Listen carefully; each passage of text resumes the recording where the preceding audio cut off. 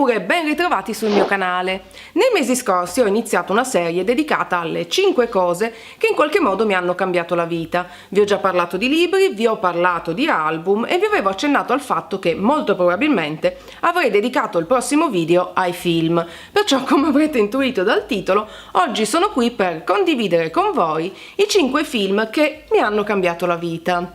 Come già nelle volte precedenti è stato molto difficile ridurre il numero a soltanto 5 perché, come potrete immaginare, ci sono stati tantissimi film che in qualche modo mi hanno influenzata, che ho amato e che avrei voluto inserire in questo video. Ho dovuto però fare un esame di coscienza e scegliere quelli che secondo me sono stati più importanti perché hanno influenzato il mio modo di pensare, il mio gusto, il mio modo di pensare, il mio gusto personale, o addirittura hanno introdotto un lessico nella mia vita che utilizzo a tutt'oggi.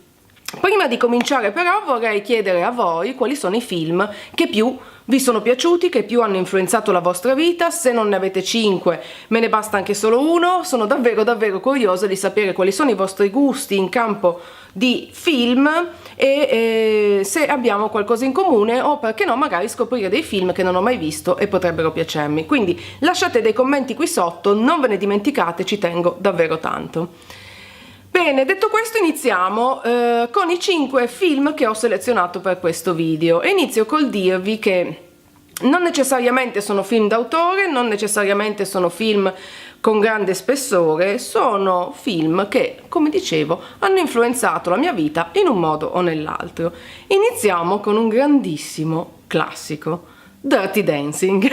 Credo che più o meno tutte le donne intorno alla mia età siano state grandi fan di Dirty Dancing. Io ho scoperto il film quando avevo circa 16 anni, vedendolo in televisione perché i miei genitori non mi avevano mandato al cinema. Ricordo perfettamente che all'epoca Dirty Dancing veniva un po' presentato come un film non adatto ai bambini e non adatto ai ragazzini, che al giorno d'oggi i ragazzini vedono ben di peggio, ma tant'è.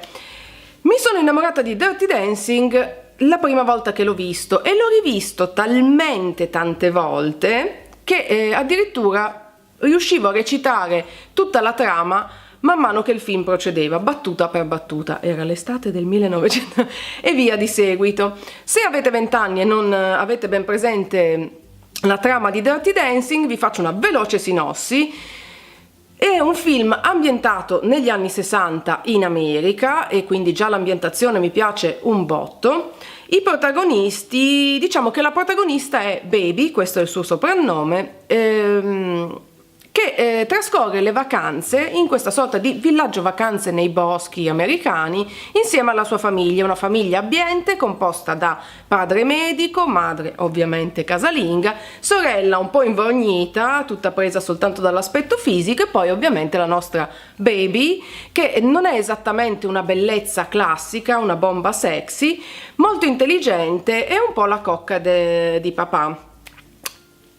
Durante questa vacanza nel villaggio, nelle foreste americane, Baby si innamora di Patrick Swayze, buonanima. Credo che tutte noi ci siamo innamorate di Patrick Swayze in quel film perché il ruolo che interpreta è davvero accattivante. Patrick Swayze nel film è questo ballerino un po' bello e dannato, un po' giubbotto di pelle e moto, quella roba lì, con sta fisicata da paura.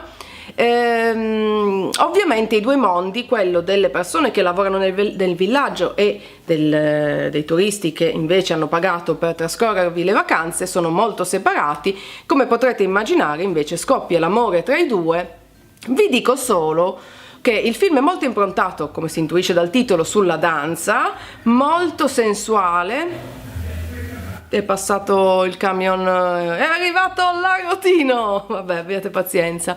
Molto improntato sulla danza, molto sensuale, molta tensione erotica fra i due, e tutte noi ci siamo riconosciute in Baby, che è un po' la bruttina che diventa poco per volta sempre più interessante, sempre più disinibita, questa storia d'amore pazzesca fra i due. E poi ci sono delle scene iconiche che sono stampate nella mia mente per 1 anno e mezzo, credo, ho trascorso i pomeriggi riguardando il film, seguendo le lezioni di ballo, di salsa, mambo che Patrick Swayze dava a Baby nel film. Non mi ricordo come si chiamava lui, questo è molto grave. In ogni caso, da sola in cameretta, e ho imparato a ballare il mambo così. Ballare il mambo si fa per dire. Comunque ho imparato le basi del mambo così in cameretta.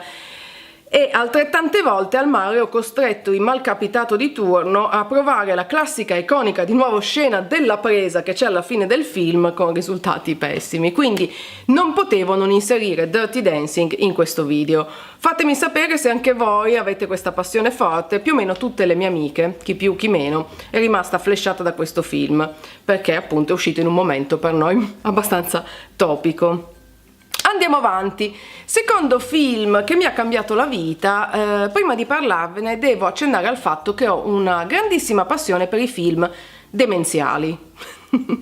Mi piacciono i film tipo Austin Powers, quindi quelli con Mike Myers. Mi piacciono i film di Mel Brooks tantissimo. E uno dei miei film preferiti di questo genere, uscito negli anni 90, è Wayne's World, o Fusi di testa in Italia. Se non lo conoscete e amate questo filone cinematografico, ve lo consiglio. I protagonisti sono Wayne e Garth, 2 ragazzi americani, un po' una sorta di Beavis and Butthead, che vivono ad Aurora, quindi nelle periferie americane, e che trasmettono una trasmissione pirata via cavo, perché siamo molto prima del periodo di internet e della possibilità di YouTube. Appassionati di musica rock e metal, molto demenziale come narrazione. Ci sono però delle battute del film che sono entrate nel mio lessico di tutti i giorni, tipo garifatte, garifatte. Se non avete visto il film penserete che sono pazza, ma nel film ha un senso. E poi c'è di nuovo anche qui una scena iconica che più o meno tutti conoscono, che è quella di Bohemian Rhapsody, con il gruppo di amici sulla macchinetta con la liquirizia che scende dal tettuccio. Parte Bohemian Rhapsody e loro se la cantano e via di headbanger, e ogni volta che alla radio mi parte Bohemian Rhapsody, bam, fusi di testa, mi si accende il file e parto anch'io.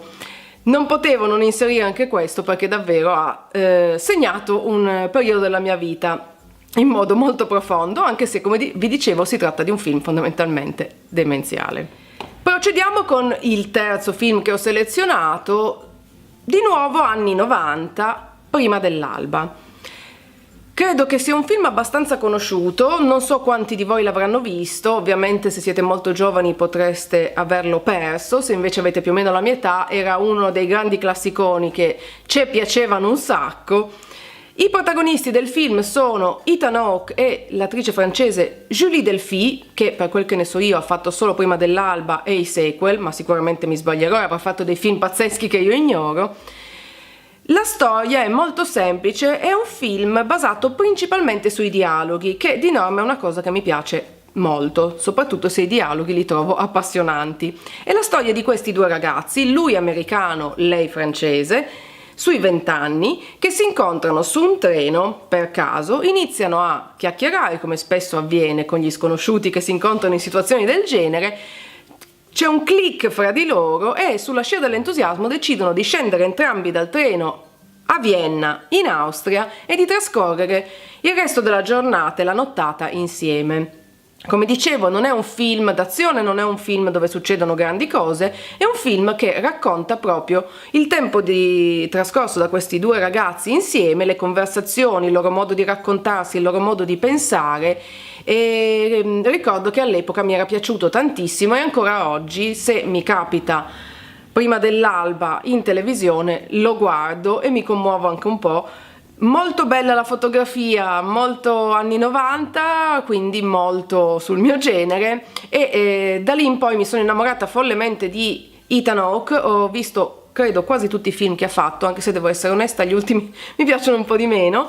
Un altro grande classico, dovevo scegliere tra i 2, ho scelto Prima dell'alba, è Giovani carini e disoccupati con Winona Ryder, un altro classicone degli anni 90 che se non avete visto non potete perdervi. E questo è il terzo film che in qualche modo mi ha cambiato la vita. Mi ricordo addirittura che sul mio diario, perché io ho tenuto un diario per buona parte della mia adolescenza fino intorno ai 25 anni, mi segnavo le citazioni dal film e vi ho detto tutto. Quindi primo film Dirty Dancing, secondo film Wayne's World Fusi di testa, terzo film Prima dell'alba, il mio quarto film diciamo preferito, o comunque il quarto del quale vorrei parlarvi in questo video, è un po' un film contraddittorio, nel senso che recentemente mi è capitato sempre più spesso di leggere degli articoli che gettano una luce abbastanza negativa. Di cosa sto parlando? Del favoloso mondo di Amélie. E di nuovo, se avete più o meno la mia età, sicuramente anche per voi o per molte di voi è un film iconico. Il film del regista Jeunet, regista francese, ambientato a Parigi. Mi piace tantissimo la fotografia, adoro la storia e soprattutto adoro il tipo di narrazione del favoloso mondo di Amélie, con questa voce fuori campo e con dei dettagli molto poetici. Negli articoli che ho letto recentemente invece si dice come molte donne dai 30 in su siano state influenzate negativamente da Amélie, che era un personaggio negativo perché appunto viveva in questa sorta di mondo tutto suo, molto ingenua, senza amici, con un rapporto negativo anche nei confronti dell'amore e del sesso, insomma tutta una serie di robe che io non avevo percepito per niente. Quello che a me ha sempre colpito tantissimo del favoloso mondo di Amélie è l'attenzione per i dettagli e l'importanza che i piccoli dettagli hanno nella nostra vita. Trovo che sia un film molto interessante, molto ben girato e quindi, indipendentemente da tutto il parlare che c'è stato negli ultimi tempi, per me il favoloso mondo di Amélie resta un punto fisso della mia filmografia personale. Voi cosa ne pensate? Amate Amélie o anche voi credete che sia un esempio negativo? Mi aspetto dei commenti qui sotto perché voglio davvero capire quante persone pensano che sia un film negativo e quanti invece ne apprezzano gli aspetti poetici come me.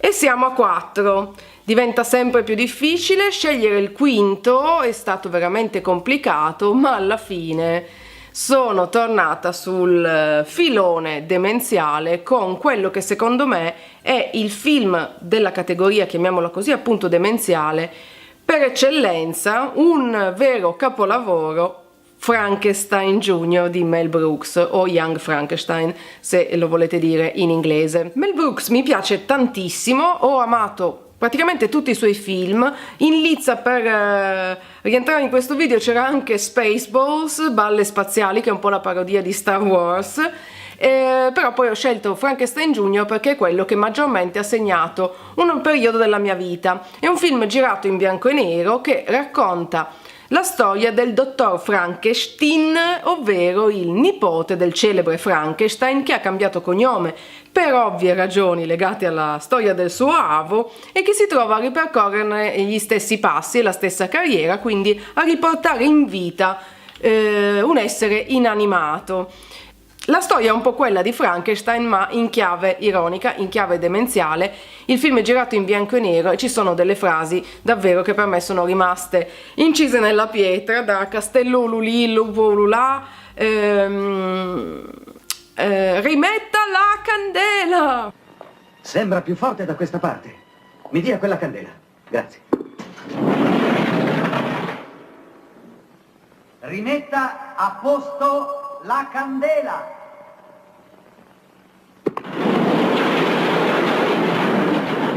Bene. Frau Blucher! I am Frau Blucher. Un po' d'arzata, ci sono tantissime battute di questo film che per me sono delle pietre miliari. Se non l'avete mai visto io ve lo consiglio caldamente. L'attore principale è Gene Wilder, che interpreta appunto il ruolo del dottor Frankenstein, molto divertente, e quindi per questo ho deciso di selezionarlo come quinto ed ultimo video di questo quinto ed ultimo film di questo video. Ce la posso fare. Ce ne sono tantissimi altri che almeno qui sul finale vorrei condividere con voi velocemente, Star Wars, sono stata una grandissima fan di Guerre Stellari per la maggior parte della mia vita. Devo dirvi che recentemente ho perso un po' di interesse da quando la Disney ha acquistato la Lucasfilms, gli ultimi, devo dirvi la verità, e poi ovviamente tutta la saga di Harry Potter, perché sono una Potterhead sfegatata e quindi li butto lì come indicazioni generali.